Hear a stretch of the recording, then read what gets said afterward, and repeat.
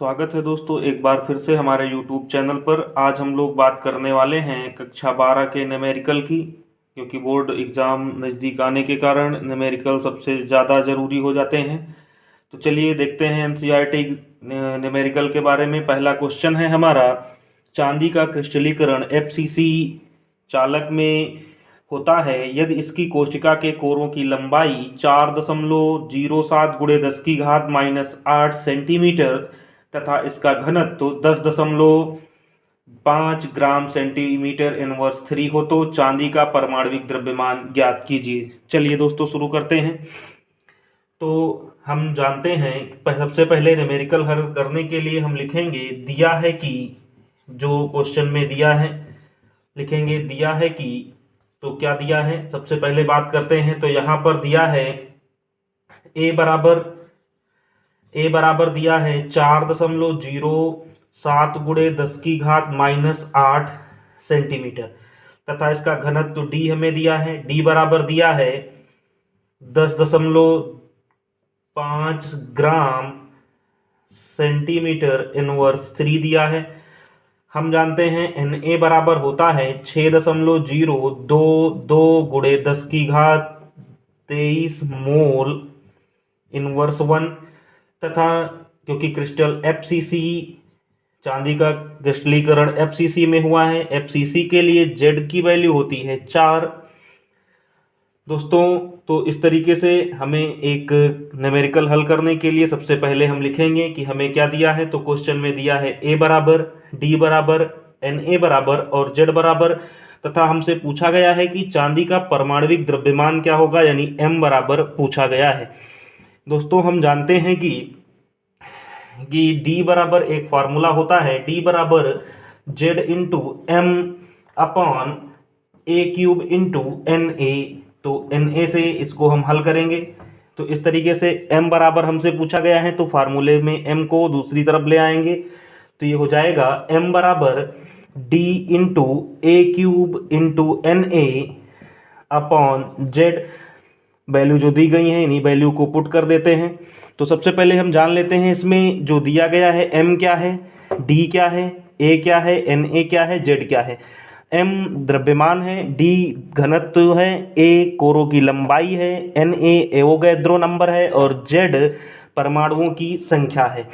तो चलिए दोस्तों इसको हल करते हैं। तो ये हो जाएगा m बराबर d की वैल्यू दी गई है 10.5 ग्राम सेंटीमीटर इनवर्स 3 गुणे यहाँ पर हमें दी गई है ए की वैल्यू दी गई है 4.07 गुणे 10 की घात -8 सेंटीमीटर तथा एन ए की वैल्यू हमें दी गई है, एन ए बराबर दिया है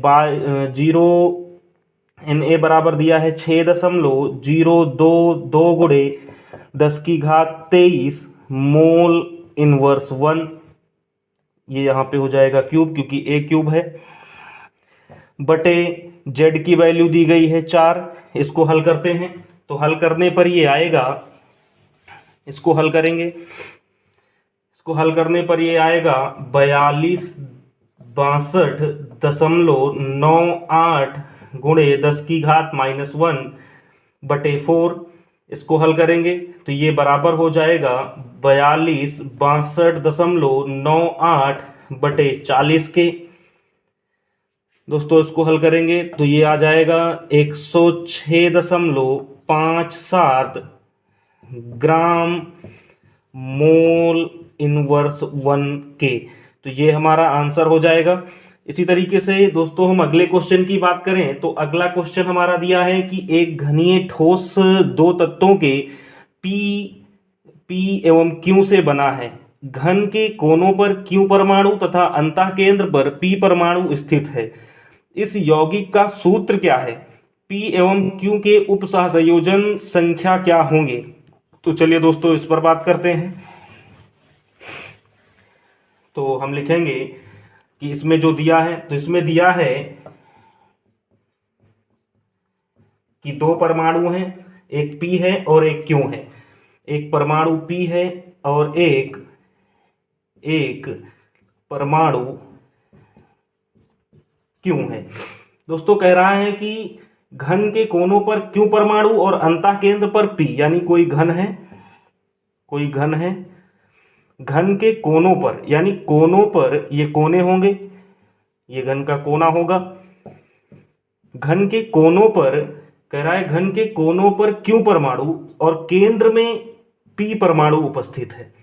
तो इस तरीके से देखें तो ये हो जाएगा प्रति एकक कोष्ठिका, प्रति एकक कोष्ठिका P परमाणु की संख्या, P परमाणु की संख्या 1 गुणे 1 बराबर 1 तथा प्रति एकक कोष्ठिका Q परमाणुओं की संख्या, Q परमाणु की संख्या बराबर 8 गुणे 1/8, जो बराबर हो जाएगा 1 के। क्योंकि किसी घन में 8 कोने होते हैं तो एक कोने की हिस्सेदारी 1/8 की होगी, तो ये 1 हो जाएगा। और किसी भी घन का एक बिंदु होता है, एक मुख्य बिंदु होता है, मध्य बिंदु होता है, इसीलिए ये आ जाएगा 1 के। तो इस तरीके से हम लिख सकते हैं कि प्रति एकक कोष्ठिका P एवं Q परमाणुओं की संख्या का अनुपात, परमाणुओं की संख्या का अनुपात बराबर 1:1 है। अतः यौगिक का सूत्र PQ है तथा PQ के प्रत्येक उपसहसंयोजन संख्या तथा Q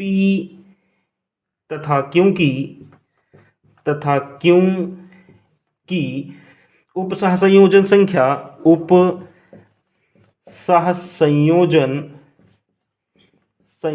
संख्या बराबर 8 होगी। तो ये इस क्वेश्चन का आंसर हो जाएगा। तो चलिए दोस्तों, आज हमने आपको एनसीईआरटी न्यूमेरिकल बताया है। अगला क्वेश्चन है हमारा, नायोबियम का क्रिस्टलीकरण अंतःकेंद्रित घनीय संरचना में होता है यदि इसका घनत्व 8.55 ग्राम सेंटीमीटर इनवर्स 3 हो तो इसके परमाणविक द्रव्यमान 93 U का प्रयोग करके परमाणु की त्रिज्या की गणना कीजिए। चलिए दोस्तों, हल करते हैं। तो हम जानते हैं कि अंतः केंद्रित घनीय संरचना के लिए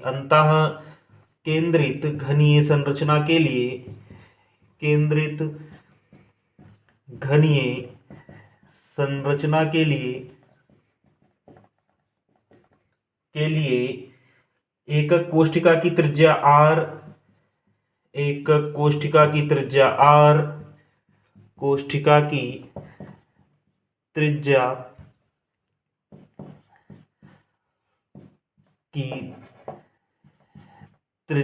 R का कोर लंबाई से निम्नलिखित संबंध होता है,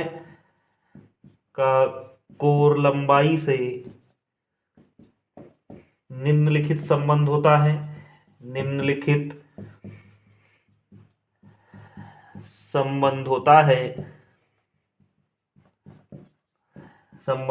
है R बराबर होता है √3/4 के। दोस्तों, सबसे पहले हम इसमें बात करेंगे कि सर्वप्रथम एकक कोष्ठिका के कोर की लंबाई ज्ञात करते हैं कि कोर की लंबाई क्या है। कोर की लंबाई निकालने के बाद हम R का मान निकाल सकते हैं। तो सबसे पहले हम देखते हैं कि इस क्वेश्चन में दिया क्या है। तो लिखेंगे दिया है या गिवन दैट दिया है। तो हमें दिया है Z बराबर 2, क्योंकि यहां पर Z परमाणुओं की संख्या को दिखाता है और परमाणु हमारा BCC केंद्रित घनीय जालक में क्रिस्टलीकृत है, तो इसीलिए हमें Z की वैल्यू बराबर 2 होगी। D बराबर दिया है 8.55 ग्राम सेंटीमीटर इनवर्स 3। M बराबर दिया है 93 U, या इसको लिख सकते हैं 93 ग्राम मोल इनवर्स 1 तथा R बराबर ज्ञात करना है। Na बराबर हम जानते हैं, Na बराबर होता है 6.022 गुणे 10 की घात 23। तो इस तरीके से दोस्तों हम इसका उपयोग करके यहाँ पर A की वैल्यू निकालने वाले हैं।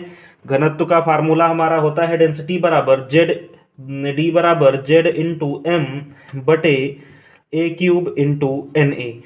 यहाँ पर हमें ए क्यूब निकालना है, तो इसको हम लिख सकते हैं ए क्यूब बराबर Z into M upon D into Na। तो चलिए इससे हल करते हैं। तो ये आ जाएगा, अब ये जो वैल्यू हमें दी गई है, इन वैल्यू का मान इसमें पुटअप करने पर, मान रखने पर क्या होगा, तो चलिए मान रखते हैं।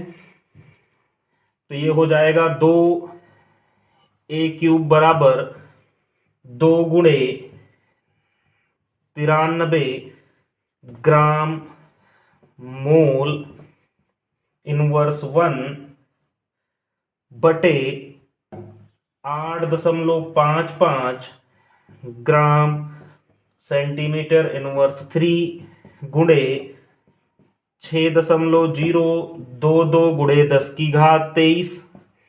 दोस्तों इसको हल करेंगे तो ये आ जाएगा a³ बराबर 186 बटे 51.488 गुणे 10 की घात 23। ये हल किया जाएगा तो ये बराबर होगा 3.612 गुणे 10 की घात -23 के। a³ बराबर होगा 36.12 गुणे 10 की घात -24 सेंटीमीटर क्यूब के। तो ये a बराबर हो जाएगा x³ इंटू 10 की घात -24 सेंटीमीटर क्यूब। a बराबर x गुणे 10 की घात -8 सेंटीमीटर, या a बराबर 3.304 गुणे 10 की घात -8 सेंटीमीटर। तो a बराबर होगा, ये वैल्यू हमें सेंटीमीटर में दी गई है, इसको पिकोमीटर में बदल लेते हैं। तो ये आ जाएगा 3.304 गुणे 10 की घात -8 गुणे 10 की घात 10 ये पिकोमीटर हो जाएगा। या इसको लिख सकते हैं a बराबर 330.4 pm के। तो इस तरीके से दोस्तों यहाँ पर a आ गया। और हम जानते हैं दोस्तों, अभी हमने आपको बताया था कि a और r में रिलेशनशिप क्या होता है। तो r बराबर यहाँ पर होता है √3/4a। a बराबर आ गया है 330.4 pm। तो r बराबर हम निकाल सकते हैं, तो ये हो जाएगा, वैल्यू रख देते हैं, तो हो जाएगा r बराबर √3 गुणे 330.4 बटे 4। इसको हल करेंगे तो ये आ जाएगा, √3 की वैल्यू रखेंगे तो √3 का मान होता है 1.732। तो इस तरीके से √3 का मान रखेंगे तो ये हो जाएगा r बराबर 1.732 गुणे 330.4 बटे 4। ये हो जाएगा 143.06 पिकोमीटर के pm के। या इसको लिख सकते हैं 0.1143 नैनोमीटर। तो ये हमारा आंसर हो जाएगा दोस्तों। इस तरीके से हम a और r में संबंध दिखा सकते हैं। चलिए दोस्तों देखते हैं अगला न्यूमेरिकल हमारा जो है, क्वेश्चन दिया है कि यदि एक अष्टफलकीय रिक्ति की त्रिज्या r हो तो निबिड़ संकुलन में परमाणुओं की त्रिज्या कैपिटल R हो तो स्मॉल r एवं कैपिटल R में संबंध स्थापित कीजिए। तो चलिए दोस्तों देखते हैं कैसे कैपिटल R और स्मॉल r में संबंध स्थापित किया जाएगा अष्टफलकीय रिक्ति के लिए। यहाँ पर दिया है अष्टफलकीय रिक्ति की त्रिज्या स्मॉल आर व कैपिटल आर में संबंध कैसे निकालेंगे। संबंध दोस्तों हम जानते हैं कि अष्टफलकीय रिक्ति में जो कण होते हैं ये किसी भी फलक पर चारों कोनों पर उपस्थित होते हैं। चारों कोनों पर उपस्थित होते हैं कुछ इस तरीके से, ये चार कोने पर उपस्थित होंगे, कोने एक दूसरे को टच करेंगे इस तरीके से, तथा एक कण मध्य में उपस्थित होता है, ये दूरी r होती है, ये दूरी ये विकर्ण होता है, क्योंकि ये एक फलक विकर्ण है तो इसलिए इसका मान √2a होता है। ये दूरी r होती है, ये दूरी कैपिटल R, यहां से ये दूरी स्मॉल और ये दूरी स्मॉल r, ये पूरी दूरी a होती है। तो इस तरीके से हम एक इक्वेशन बना सकते हैं कि ये दूरी a है तो लिख सकते हैं a बराबर होता है 2r के। इक्वेशन फर्स्ट, क्योंकि a बराबर होगा, ये दूरी भी r है, ये दूरी भी r है, ये गोले आपस में एक दूसरे को टच करेंगे, टच करने के कारण ये क्या हो जाएगा 2r के बराबर हो जाएगा। तथा हम देखते हैं कि इसमें ये जो फलक विकर्ण दिया है जिसका मान होता है √2a, ये बराबर होता है 2r + r के। ये समीकरण नंबर 2 हो जाएगा। 2 स्मॉल r और 2 कैपिटल R के बराबर होता है √2a। दोस्तों समीकरण 2 को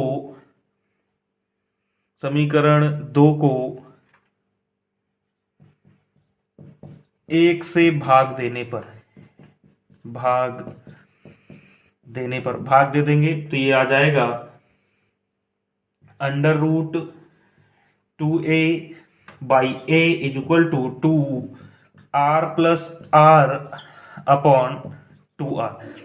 तो ये 2 से 2 कैंसिल हो जाएगा, a से a कैंसिल हो जाएगा, तो ये बचेगा √2 = 1 + r अपॉन r। एक को दूसरी तरफ भेजेंगे तो ये हो जाएगा √2 - 1 = r अपॉन r। √2 की वैल्यू होती है 1.414 - 1 = r अपॉन r, तो ये आ जाएगा 0.414 = r अपॉन r के आ जाएगा। तो अष्टफलकीय रिक्ति में हम देखते हैं कि जो कैपिटल त्रिज्या r है और जो स्मॉल त्रिज्या r है इसमें संबंध होता है 0.414 का, या इसको लिखा जा सकता है r अपॉन r = 0.414 के। ये आंसर हो जाएगा हमारा। चलिए दोस्तों अगला न्यूमेरिकल देखते हैं। अगला न्यूमेरिकल हमें दिया है कि कॉपर FCC जालक के रूप में क्रिस्टलीकृत होता है जिसके कोरों की लंबाई 3.61 × 10⁻⁸ सेंटीमीटर है। यह दर्शाइए कि गणना किए गए घनत्व के मान तथा मापे गए घनत्व के मान 8.92 ग्राम सेंटीमीटर इनवर्स 3 में समानता है। चलिए इसको शुरू करते हैं, ये हमारा अगला न्यूमेरिकल होगा। अगला न्यूमेरिकल तो चलिए देखते हैं इसको कैसे हल करेंगे। ये न्यूमेरिकल होगा 1.15। दोस्तों इसमें सबसे पहले देखते हैं क्या दिया है। तो इसमें दिया है, लिखेंगे दिया है z बराबर, यहां पर FCC जालक की बात की गई है तो z बराबर दिया है 4, m बराबर भी दिया है 63.5 ग्राम मोल इनवर्स 1, तथा इसके अंदर घनत्व दिया है d बराबर 8.92 ग्राम सेंटीमीटर इनवर्स 3। कोर की लंबाई a दी है 3.61 × 10⁻⁸। तथा अब हमें बताना है कि ये जो मापा गया घनत्व है और जो इसमें इस क्वेश्चन को हल करके जो घनत्व आएगा उसमें समानता है या नहीं। तो देखते हैं घनत्व कैसे निकालते हैं। तो घनत्व का फार्मूला होता है d = z × m upon a³ × na। यहाँ पर दोस्तों na की वैल्यू भी दी गई है, na कांस्टेंट है, इसकी वैल्यू होती है 6.023 × 10⁻23। हल करेंगे तो ये आ जाएगा d इजक्वल टू 4 × 63.5 बटे 3.61 × 10⁻⁻8 गुणे 6.022 गुणे 10⁻23। इसको हल करेंगे तो ये आ जाएगा d बराबर 254 बटे 47.046 गुणे 10⁻⁻24 गुणे 6.022 गुणे 10⁻23 के बराबर हो जाएगा। इसको दोस्तों हल करेंगे तो ये आ जाएगा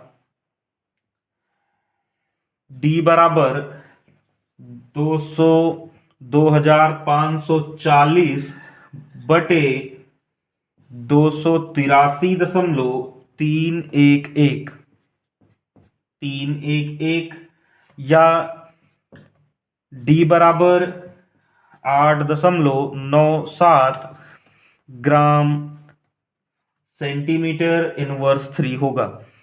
ग्राम सेंटीमीटर इनवर्स 3 होगा। तो हमने जो मान गणना किया है उसका घनत्व आया है 8.97 ग्राम सेंटीमीटर इनवर्स 3 और जो घनत्व दिया है इसका मान है 8.97 ग्राम सेंटीमीटर 3। तो लगभग इनमें समानता है तो हम लिख सकते हैं इसको, ये लिखा जा सकता है कि मापे गए घनत्व की दिए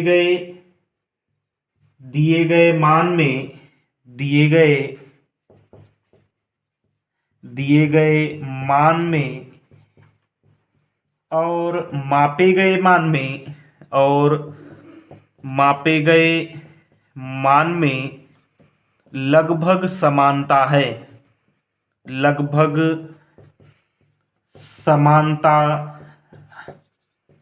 है। तो इसको लिख सकते हैं d बराबर 8.92 सर्वांग सम 8.97 ग्राम सेंटीमीटर इनवर्स 3 होगा